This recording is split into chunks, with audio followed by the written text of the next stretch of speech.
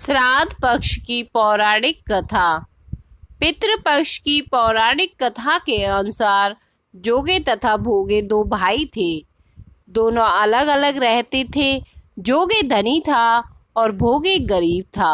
दोनों में परस्पर बड़ा ही प्रेम था। जोगे की पत्नी को धन का बड़ा अभिमान था, किंतु भोगे की पत्नी बड़ी सरल हृदय वाली थी। पितृपक्ष आने पर जोगी की पत्नी ने उससे अपने पति से पितरों का श्राद्ध करने के लिए कहा, तो जोगे इसे व्यर्थ का कार्य समझकर टालने की चेष्टा करने लगा। किंतु उसकी पत्नी समझती थी कि यदि ऐसा नहीं करूंगी तो लोग बातें बनाएंगे। फिर उसे अपने मायके वालों को दावत पर बुलाने और अपनी शान दिखाने का यह उचित अवसर लगा।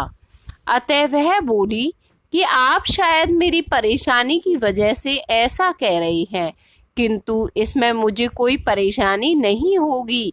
मैं भोगे की पत्नी को बुला लूँगी, दोनों मिलकर सारा काम कर लेंगे। फिर उसने जोगे को अपने पियर न्योता देने के लिए भेज दिया। दूसरे दिन उसके बुलाने पर भोगे की पत्नी सुबह सवेरे आकर काम में जुट गई। उसने रसोई तैयार की, अनेक पकवान बनाए, फिर सभी काम निपटाकर अपने घर आ गई। आखिर उसे भी तो पितरों का श्राद्ध तर्पण करना था। इस अवसर पर न जोगे की पत्नी ने उसे रोका और न वह रुकी। शीघ्र ही दोपहर हो गई। पितृभूमि पर उतरे जोगे भोगे के पितृ पहले जोगे के यहाँ गए तो क्या देखते हैं कि उसके ससुराल वाले वहाँ भोजन करने पर जुटे हुए हैं। निराश होकर वे भोगे के यहाँ गए। वहाँ क्या था, मात्र पितरों के नाम पर अगियारी दे दी गई थी। पितरों ने उसकी राख चाटी और भूखे ही नदी के तट पर जा पहुँचे। थोड़ी देर में सारे पितर इकट्ठे हो गए और अपने अपने यहाँ के श्राद्धों की बढ़ाई करने लगे। जोगे भोगे के पितरों ने भी अपनी आप बीती सुनाई।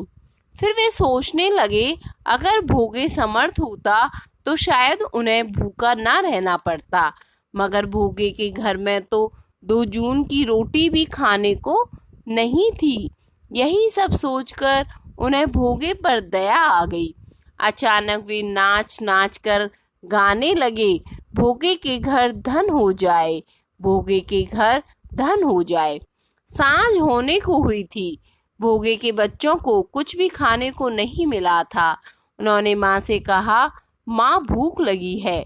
तब उन्हें टालने की गरज से भोगे की पत्नी ने कहा, जाओ आंगन में हौदी औंधी रखी हुई है, उसे जाकर खोल लो और जो कुछ मिले बांट कर खा ले। बच्चे वहां पहुंचे तो क्या देखते हैं कि हौदी मोहरों से भरी हुई है।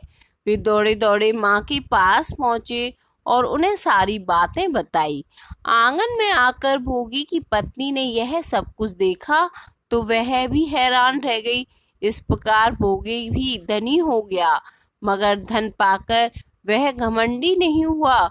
दूसरे साल का पितृपक्ष आया। श्राद्ध के दिन भोगे की स्त्री ने 56 प्रकार के भोजन बनाए।